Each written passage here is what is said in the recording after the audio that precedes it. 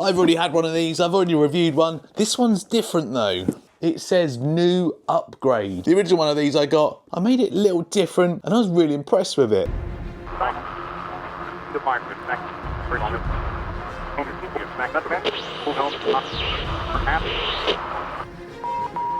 Over the years, models have been a little bit hit and miss with me, and I'm still not sure if it is officially licensed. For the cost of it, you don't get much officially licensed for how much this costs. So I'm not 100% sure, but I'm not saying they're not. I'm just a bit suspicious. Now, normally I wouldn't revisit the same truck if there's not much different to it, but I recently had an FMS that had like an adventurer or a camper body on it, or camper bed, and I really liked it, so I couldn't turn this down when it got offered to me. Oh, have I got to build it myself? Or maybe not the whole thing. Nice decals. Actually, it's not a camper, it's like a utility one. They're calling it the Super Tourer. Oh, look at that. All in satin black as well. Now that is what I'm talking about. Now, before I look online and do some research, I wonder what's been upgraded from the original. Because it does say upgrade, doesn't it? Doesn't look like anything externally. Tyres feel the same. Suspension feels the same. I took the springs off the rear. It's got like coilovers and it's leaf sprung, so it's double sprung. So it makes it quite stiff on the rear, whereas it softens it up a little bit if you take them springs off. But looking at it with the weight on the back there, I might keep them on this time. I need to have a quick look on the description to see if there is any significant change. Well, I can't see anything written down, so I'll get all the trim on, we'll have a closer look at it, and then it's a nice day, so we're going to go out for a run. Before I put that trim on, while we're on the subject of Land Cruisers, I have got this one as well. I've had it for ages, but I decided not to review it. This one's from Pinecone Models.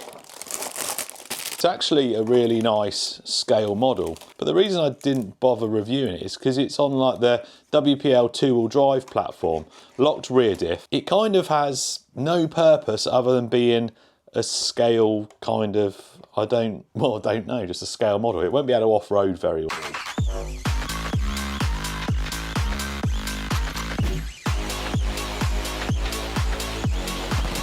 It hasn't got real tyres, they're just wheels with rubber over it. And I've already done quite a bit of stuff on the WPL D12. It's just the same, different body. It does look nice though. And I think they're probably using exactly the same mould. However, I don't think this one is licensed, whereas this one has got the Toyota badge on it. Anyway, there you go. That's why I've not reviewed that. And we'll probably donate that to someone at some point somewhere. But for now, it can go back in the box. There it is. What a nice looking truck. The only thing I don't like is I think they should have done them like satin black to match the rest of it, or maybe like a silver or like a metal colour. I mean, you can paint them easy enough. I'd paint it for this video, but I've still got PTSD from last year trying to paint stuff when it's freezing cold. Worst experience ever trying to paint that when it was like -2 outside. My workshop is very cold. Anyway, it's a nice looking truck. It does sit a little bit down at the back, so I'm definitely going to keep them springs on. Front's nice and bouncy. Back, a little bit stiff. Comes with a 1200 milliamp hour Li-on 2-cell, so 7.4 volts. And as they all do, comes with a USB charger. Also comes with a set of instruction stickers. I might have shown you some of them, or you might have seen them. All with trim to go on. Mirrors with mirrors. The battery goes under there. Comes with this funny looking Models remote. It's just, this whole bit here is pointless. It's got a thumb steer that sits so close to the body of there, it's pretty much useless, but it's functional. Throttle rate there, that's probably going to slow it down or speed it up. You've got the light switch, they're blank, that's blank, and then you've got a steering trim. Nice scale interior, a small amount of flex, 4-link at the front, all plastic under there. I think it has metal gears in the axles. It's all plastic. You've got leaf, like I've shown you, leaf springs and coil springs at the back. Tyres are kind of, they're not rock hard, they're not super soft, they're just, well, medium soft. And that's about it for the outside. Right, let's get this body off. 6 screws and it comes off. Be careful, it has got some wires on it. A light controller under there, and then they go into the board there. But that is the whole body off, and that is everything under there. There's your electronics board, and that is, I think it's a 280 motor. Goes into that gearbox, and well, not much else under there. Axle mounted servo, 3-wire as well, which means upgrading this should be relatively easy. So we have a full set of lights, including indicators, permanent rear lights on the back there, indicators, brakes and reverse. A full set, fully functioning lights.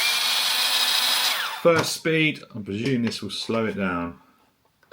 Yeah, there you go. We've come a long way with these things now, so look, you get some nice low down control, and then the faster speed. And then we got a driver that I think is from Doctor Who. 2, maybe 3 years ago, something like this would have set you back probably half the price. But obviously prices going up, things are a little bit more expensive now.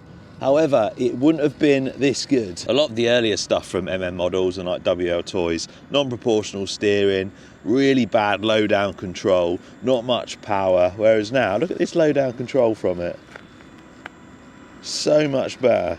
It looks good as well, doesn't it? How you doing in there?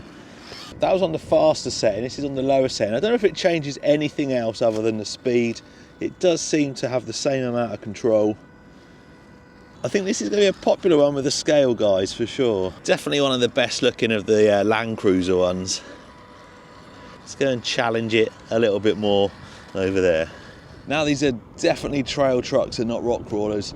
I mean, it will go over a few stones, rocks and stuff like that, but it's definitely way more suited to somewhere like this. And if you follow any of the groups on Facebook, you'll see people have done some crazy mods to some of these little things, and they are really capable.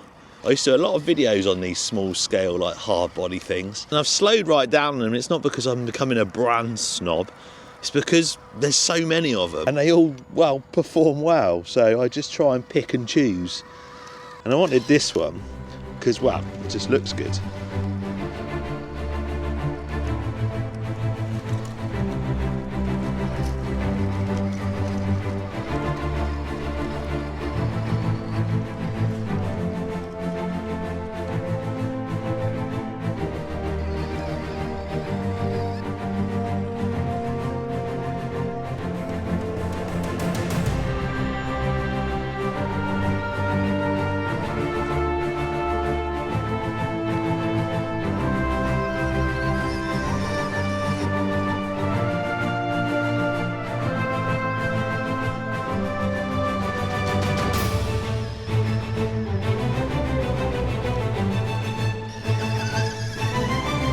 So I did try on some rocks and, well, yeah, like I thought, it wasn't all that great. Better tyres would probably help, but a little bit underpowered or under-geared for those rocks. So, not a rock crawler, but a good trail truck.